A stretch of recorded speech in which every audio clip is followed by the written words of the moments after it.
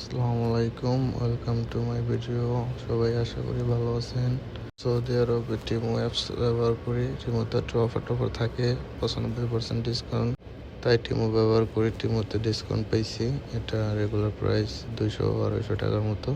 পরে 100 টাকা থেকেও মনে হয় যে 88-90 টাকার মতো। সুন্দর, কমফোর্টেবল, আবার লাইট ওয়েট ভালোই আছে। এটা হলো যে আমার যে বেল স্পিকার ফিলিপস 6 কিনছিলাম, ওইটার জন্য এটা কভার কিনছি 35 রিয়াল, প্রায় 1000 টাকা বাংলাদেশের। এটা হলো আমার মোবাইলের back cover, blue colour, 15 Pro Max।